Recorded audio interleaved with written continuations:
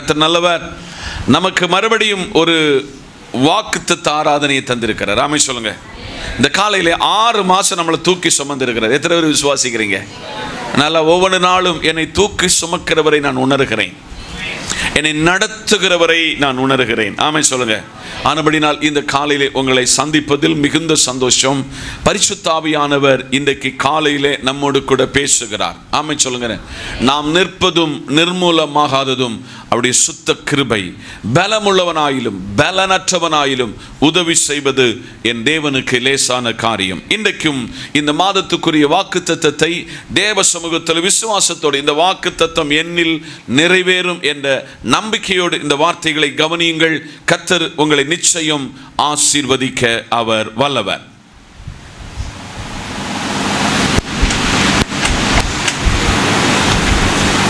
வாசிக்கலாம்.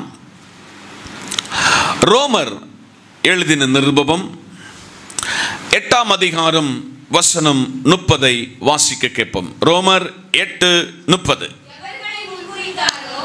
எவர்களை முன்குறித்தாரோ அவர்களை அழைத்து இருக்கிறார்.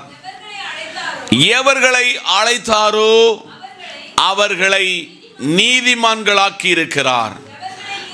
எவர்களை நீதிமான்களாக்கினாரோ அவர்களை மகிமைப்படுத்தியும் இருக்கிறார். கண்களை மூடுவோம், ஜெபிப்போம். ஆபிரகாமின் தேவனும் ஈசாக்கின் தேவனும் யாக்கோபின் தேவனும் எங்கள் தேவனுமாயிருக்கிற நல்ல கர்த்தாவே, வாசித்து கேட்ட தேவ வார்த்தைக்காய் நன்றி. இதில் அடங்கியிருக்கிற ஆவிக்குரிய சத்தியத்தை பரிசுத்த ஆவியானவர் வெளிப்படுத்தி தாரும். ஜனம் எதிர்பார்ப்போடு இந்த காலையில் நிற்கிறது. ஜனத்தின் மத்தியில் பேசும் இயேசு கிறிஸ்துவின் நாமத்தில் ஜெபிக்கிறோம் எங்கள் நல்ல பிதாவே, ஆமென். ஒருவேளை இந்த வசனம் அநேகருக்கு மனப்பாடமாயிருக்கலாம். ஒருவேளை இந்த வசனம் பலமுறை வாக்குத்தத்தமாக உங்களுக்கு வந்திருக்கலாம். ஆனால் இந்த காலையிலே, இந்த மாதத்தில் இந்த வாக்குத்தத்தத்தை கொண்டு ஆண்டவர் உங்களை கனப்படுத்தி ஆசீர்வதித்து இந்த வாக்குத்தத்தத்தை நிச்சயமாக நீங்கள் சுதந்தரித்துக் கொள்வீர்கள் என்ற விசுவாசத்தோடு உங்கள் மத்தியில் நான் நிற்கிறேன். ஒரு மலை பிரதேசத்தில் ஒரு தகப்பனோடு ஒரு குழந்தை சஞ்சரிக்கிறது. கூட அந்த மலை பிரதேசத்தில் முன்ன பின்ன பிரயாணிக்காதவர்கள் அநேகர் அதில் இருக்கிறார்கள். மஞ்சு இருக்கிறது, மழை பெய்கிறது, காற்றடிக்கிறது. எல்லாரும் வாகனத்துக்கு, நம்முடைய பிரயாணத்துக்கு ஆபத்து வந்துவிடுமோ என்ற கவலையோடு இருக்கும் பொழுது இந்த குழந்தை மாத்திரம் சிரிச்சு அப்பாவோடு விளையாடி கொண்டிருக்கிறது.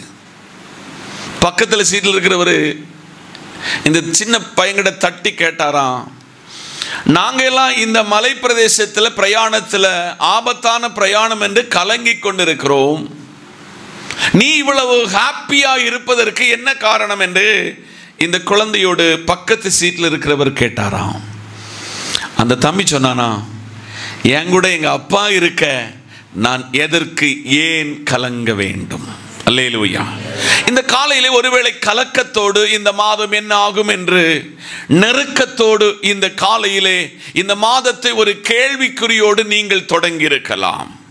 ஆனால் உங்களை குறித்து நீங்கள் யார் என்பதை, உங்களுக்குள் எதை ஆண்டவர் செய்திருக்கிறார், இனி செய்ய போகிறார் என்பதை மிக ஆழமாக உங்களுக்கு இந்த வாக்குத்தத்தத்தில் சொல்லிக் கொடுத்து உங்களை ஆசீர்வதித்து உங்கள் கூடாரங்களுக்கு அனுப்ப ஜெபத்தோடு நிற்கிறேன். நான் போன வாரத்திலே ரோமருக்கு எழுதின நிருபம் எப்படிப்பட்டது என்றும், ரோம நிருபம் இந்த பவுலால் எப்படி தேவன் நம்முடைய கரங்களில் தந்தார் என்பதை மிக ஆழமான ஒரு சத்தியத்தை உங்க கையிலே கைமாறி கொடுத்திருக்கிறேன். ஆனால் 8ஆம் அதிகாரத்தின் 30ஆம் வசனத்தில் எவர்களை முன்குறித்தாரோ, அல்லேலூயா சொல்லுங்க, எவர்களை முன்குறித்தாரோ அப்படி முன்குறிக்கப்பட்டவர்களாகும் எனக்கு முன்பதாக இந்த சத்திய வார்த்தையை கவனிக்க இந்த அழகான இந்த தேவாலயத்தில் அமர்ந்திருக்கிறவர்கள். நீங்கள் கர்த்தரால் முன்குறிக்கப்பட்டவர்கள். நீங்கள் கர்த்தரால் தம்முடைய சொந்த கரங்களினால் நீங்கள் வடிவமைக்கப்பட்டவர்கள். அவருடைய சாயலில் நீங்கள் மாற்றப்பட்டவர்கள். ஆதலால் இந்த சத்தத்தை கவனிக்கிற தேவ பிள்ளைகளே, எவர்களை முன்குறித்தாரோ தேவன். எத்தனை பேர் விசுவாசித்திருக்கிறீங்க இந்த காலையில் இந்த இடத்தில் நான் வருவதற்கு, எனக்கு ஒரு குடும்ப வாழ்க்கை தருவதற்கு, எனக்கு பிள்ளைகளை தருவதற்கு, என்னை இந்த ஊர்ல இவ்வளவாய் ஆசீர்வாதமாய் வைப்பதற்கு என்னை நீர் முன்குறித்ததற்காக கரங்களை தட்டி கர்த்தருக்கு ஸ்தோத்திரம். என்னை நீர் முன்குறிக்காவிட்டால் ஒரு தெய்வம் இல்லாதவனாய், பரிசுத்தம் இல்லாதவனாய், ஒருவேளை உலகத்தில் எந்த தெய்வம் இல்லை என்று சொல்லத்தக்க விதத்தில் நான் மாற்றப்பட்டிருப்பேன். உங்களை அவர் எங்கே முன்குறித்தார்? கொஸ்டியன், கேள்வி. உங்கள் தாயின் கருவில் உருவாகும் முன்பதாக. அதுக்கு என்னன்னா, ஏன் லாங்குவேஜில் சொன்னோம்னா, உங்க அப்பாவும் அம்மாவும் திருமணம் ஆவதற்கு முன்பே. ஆமை சொல்லுங்க, அல்லேலூயா. திருமணமானதான் பிள்ளை பிறக்கும் உங்களுக்கு நல்லா தெரியும். ஆனால் உன் தாயின் கருவில் உருவாகும் முன்பதாக உன்னை நான் முன்குறித்தேன். நீ இந்த உலகத்துக்கு ஒத்த வேஷ தரிப்பாய் என்று எனக்கு நல்ல தெரியும். நீ பாவத்தில் விழுவாய் என்று எனக்கு தெரியும். நீ தெய்வம் இல்லாதவனாய் வாழ்வாய் என்று தெரியும். ஆனால் உன்னுடைய தாயின் கருவில் உருவாகும் முன்பதாக முன்குறித்த தேவன். பக்கத்தில் கையை பிடிச்சு சொல்லுங்க, இன்னைக்கு நீங்களும் நானும் இந்த இடத்துல உட்காருவதற்கு காரணம் தேவன் முன்குறித்தார். எவர்களை அவர் முன்குறித்தாரோ. இந்த காலையில எபேசு நிருபத்தின் எழுத்தாளன் சொல்லுகிற ஒரு பெரிய ஆழமான சத்தியம் ஒன்று உண்டு. எபேசியர் 1ஆம் அதிகாரம் அதனுடைய 12ஆம் வசனத்தை திருப்பிக் கொள்ளலாமே. எபேசியர் 1:12. தமது சித்தத்தின் ஆலோசனைக்கு குறிக்கத்தக்கதாக எல்லாவற்றையும் நடப்பிக்கிற அவருடைய தீர்மானத்தின்படியே நாங்கள் முன்குறிக்கப்பட்டு கிறிஸ்துவுக்குள் அவருடைய சுதந்திரமாகும்படி தெரிந்து கொள்ளப்பட்டோம். கரங்களை தட்டி சோத்திரம். பக்தனான இந்த புத்தகத்தின் எழுத்தாளன் சொல்லுகிறார், நாங்கள் முன்குறிக்கப்பட்டோம். ஆமை சொல்லுங்க, நாங்கள் முன்குறிக்கப்பட்டோம். உங்களோடு பயணிக்கிறவர்கள் தெய்வம் இல்லாதவர்கள், உங்களோடு பயணிக்கிறவர்கள் விசுவாசம் இல்லாதவர்கள், உங்களோடு பயணிக்கிறவர்கள் பரிசுத்தம் இல்லாதவர்கள். ஆனால் உங்களுக்கு ஆண்டவர் தந்திருக்கிற சர்டிபிகேட், சான்றிதழ், முன்குறிக்கப்பட்டிருக்கிறீர்கள். சொல்லுங்க, முன்குறிக்கப்பட்டிருக்கிறீர்கள். அதனால் இன்னைக்கு காலையில் நான் ஒரு சாதாரணமான மனுஷன் அல்ல, நான் முன்குறிக்கப்பட்டவன். நான் முன்குறிக்கப்பட்டதுனால நான் அழைக்கப்பட்டிருக்கிறேன். கரங்களை தட்டி கர்த்தருக்கு ஸ்தோத்திரம். நான் அழைக்கப்பட்டிருக்கிறேன். இந்த காலையிலே அந்த ரோமர் எழுதின நிருபத்தின் 8ஆம் அதிகாரத்தின் 30ஆம் வசனத்தினுடைய 2வது பகுதி சொல்லுகிறது, அழைக்கப்பட்டிருக்கிறோம். வசனத்தை திருப்பி வாசிங்க. எவர்களை முன்குறித்தாரோ அவர்களை அழைத்தும் இருக்கிறார். இந்த இடத்துல உங்களை உட்கார வைக்கிறது சாதாரணமான காரியம் இல்லை. இந்த காலையில் தட்டி எழுப்பி உங்களை இந்த நாளில் 4 மணிக்கு நீங்கள் எழுந்திருக்கக்கூடும், 3:30 எழுந்திருக்கக்கூடும். நீங்கள் இந்த இடத்துல வருவதற்கு காரணம் நீங்கள் அழைக்கப்பட்டிருக்கிறீர்கள். ஒரு நாளில் என்னை இந்த கனமான பணிக்கு கர்த்தர் என்னை அழைத்தார். உங்களை இந்த பரிசுத்த வாழ்க்கைக்கு அழைத்திருக்கிறார். உங்கள் வாழ்வு கடைசி வர அழைத்த அழைப்புக்கு நாம் பாத்திரவானாக மாற வேண்டும். அதை எபேசியர் 4ஆம் அதிகாரத்தின் 1ஆம் வசனத்தை நாம் வாசிக்க கேட்போம். எபேசியர் 4ஆம் அதிகாரம் 1ஆம் வசனம். ஆதலால் கர்த்தர் நிமித்தம் கட்டுண்டவனாகி நான் உங்களுக்கு சொல்லுகிற புத்தி என்னவெனில், நீங்கள் அழைக்கப்பட்ட அழைப்புக்கு யாரா இருக்கணுமா? பாத்திரவானா இருக்க வேண்டும். முன்னே நீங்கள் தூரமாயிருந்தீர்கள், முன்னே நீங்கள் பாளையத்திற்கு அக்கறையில் இருந்தீர்கள். ஆனால் நீங்கள் அழைக்கப்பட்டிருக்கிறீர்கள். எவர்களை அவர் முன்குறித்தாரோ அவர்களை என்ன செய்திருக்கிறாரு? அழைத்திருக்கிறார். இந்த காலையிலே தேவ சமூகத்துக்கு முன்பதாக, நம்மை அழைத்த ஒரு தெய்வத்துக்கு முன்பதாக நாம் நிற்கிறோம். இன்னைக்கு ஒருவேளை இந்த இடத்துல அந்த அழைப்பு சத்தம் கேட்காதவர்களா இந்த இடத்துல உட்கார்ந்து இருப்பீர்கள் என்றால், கர்த்தர் மறுபடி சொல்ல, நான் உன்னை அழைத்திருக்கிறேன், நான் உன்னை அழைத்திருக்கிறேன். இந்த நல்ல காலையிலே ஒரு யோனாவை அழைத்தார். ஏன் அழைத்தார்? எதற்கு அழைத்தார்? நினிவேயின் அக்கிரமம், வலதுகைக்கும் இடதுகைக்கும் வித்தியாசம் தெரியாத ஒரு கூட்டம் ஜனம் இருக்கிறது. அதை நான் நிக்கிரகம் பண்ண போகிறேன், அதற்காய் உன்னை அழைத்திருக்கிறேன். இன்னைக்கு நீங்களும் குடும்பமும் நல்லா இருப்பதற்கல்ல இந்த பூமியில ஆண்டவர் உங்களை அழைத்தது. அழிந்து கொண்டிருக்கிற ஆத்துமாக்களுக்காக, சமாதானம் இழந்து தவிக்கிற பிள்ளைகளுக்காக, ஏதாவது நிலையிலே அவர்களுக்கு ஒருவேளை ஜெப உதவிக்காக, அவங்களுக்கு ஒரு உதவியாளனாக கர்த்தர் உங்களை அழைத்திருக்கிறார் என்பதை நீங்கள் மறந்துவிடக்கூடாது. ரோமர் 11:29 வாசிக்கும் பொழுது அங்கே தேவனாகிய கர்த்தர் சொல்லுகிற நம்முடைய அழைப்பினுடைய அழைப்பை குறித்து சொல்கிறார். தேவனுடைய கிருபை வரங்களும் அவர்களை அழைத்த அழைப்பும் மாறாதவைகள். மிக ஆழமாக இந்த பக்தன் நம்மை எப்படி அழைத்தார் என்பதை அவர் உறுதிப்படுத்துகிறார். தேவனுடைய கிருபை வரங்களும் அவர்களை அழைத்த அழைப்பும் மாறாதவைகள். நேற்றைக்கு நாம் எங்கே இருந்தோம்? ஒரு காலத்தில் நம்மை நேசிப்பதற்கு, அன்பு செலுத்துவதற்கு, நம்மையும் ஒரு இடத்துல வைத்து பேசுவதற்கு ஒன்றுமில்லாத இடத்துல இன்னைக்கு நம்முடைய குடும்பம் அங்கீகரித்தது. நம்மோடு கூட வேலை பார்க்கிறவர் நம்மை அங்கீகரித்தார்கள்.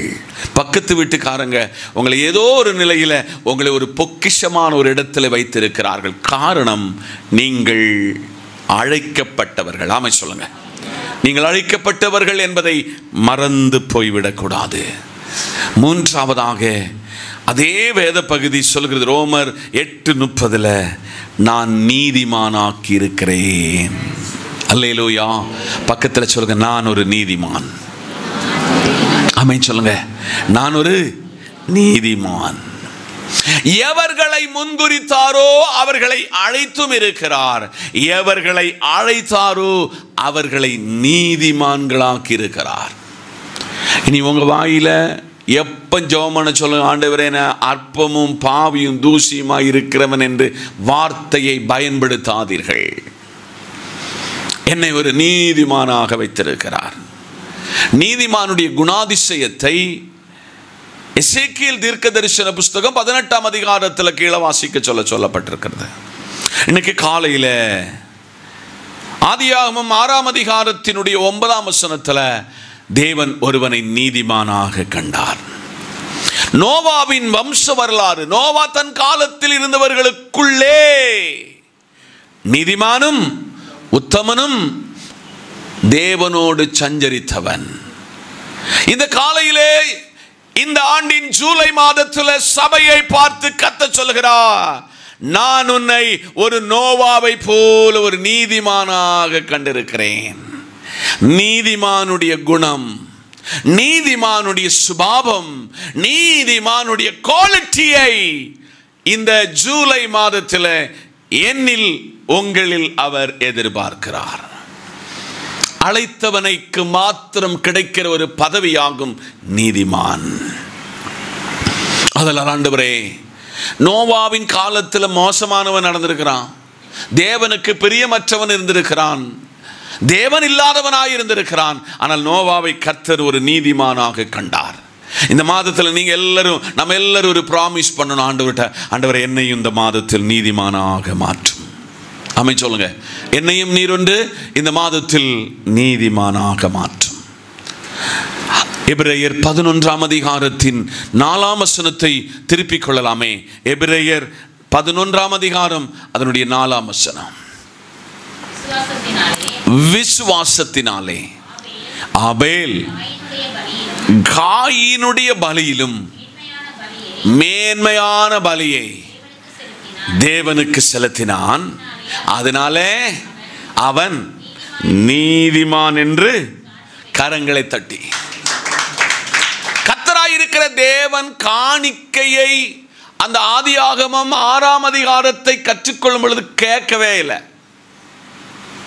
ஆனால் இருவர் ஆண்டவர் சமூகத்தில் போகிறார். ஆனால் ஒருவனுடைய காணிக்கை ஏற்றுக்கொள்ளப்பட்டது. அவன் நீதிமானாக்கப்பட்டான். மரித்தும் இன்னைக்கும் பேசிக் கொண்டிருக்கிறான். நமக்கு ஒரு நாள் மரண நிச்சயம். நாம் மரித்த பின்பும் நம்மை குறித்து பேசுகிற உலகமாக இருக்கணும். அதுக்கு பரிசுத்தமாக நீதிமானாக மாற வேண்டும். கடைசியாக எவர்களை நீதிமானாக்கினாரோ அவர்களை மகிமைப்படுத்தியிருக்கிறார். இந்த மாதம் உங்களை மகிமைப்படுத்துகிற மாதம், உங்கள் பிள்ளைகளை மகிமைப்படுத்துகிற மாதம், உங்கள் தொழில வேலையை மகிமைப்படுத்துகிற மாதம். இந்த மாதத்தில் ஆண்டவர் சமூகத்தில் 73ஆம் சங்கீதத்தின் 24ஆம் வசனத்தை நீங்கள் திருப்பிக் கொள்ளலாமே. உம்முடைய ஆலோசனையின்படி நீர் என்னை நடத்தி முடிவில் என்னை மகிமையில் ஏற்றுக்கொள்ளுவீர். எவ்வளவு ஆழமான சத்தியம் இந்த காலையிலே தேவன் நமக்கு கைமாறி கொடுத்திருக்கிறார். எல்லாரும் உங்களுடைய கையில் இருக்கிற வேதாகமத்தில் மறுபடியுமாக ரோமர் 8:30 எல்லாரும் எடுத்துக்கொள்ளலாம். எல்லாரும் எடுத்துக்கொண்டிருப்பீர்கள் என்று நான் விசுவாசிக்கிறேன். எல்லாரும் இணைந்து ஆண்டவர் சமூகத்தில் வாசிக்கலாமா? எவர்களை முன் குறித்தாரோ அவர்களை அழைத்தும் இருக்கிறார்.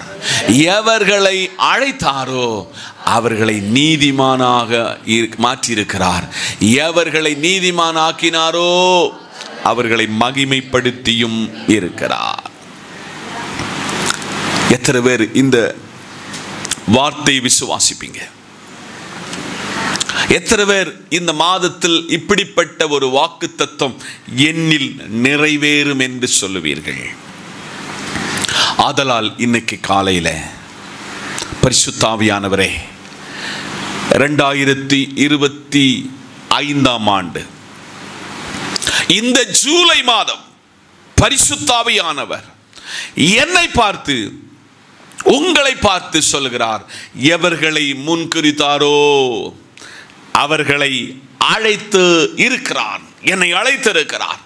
எவர்களை அழைத்தாரோ அவர்களை நீதிமானாக்க மாற்றியிருக்கிறார். எவர்களை நீதிமானாக்கினாரோ அவர்களை மகிமைப்படுத்தியிருக்கிறார். இந்த வாக்குத்தத்தம் என்னிலும் என் குடும்பத்தில் நிறைவேறும் என்று விசுவாசத்தோடு ஆண்டவர் சமூகத்தில் நம்மை அர்ப்பணிப்போம். இந்த வார்த்தையினால் கர்த்தர் உங்களை ஆசீர்வதிப்பார். May God bless you. Amen.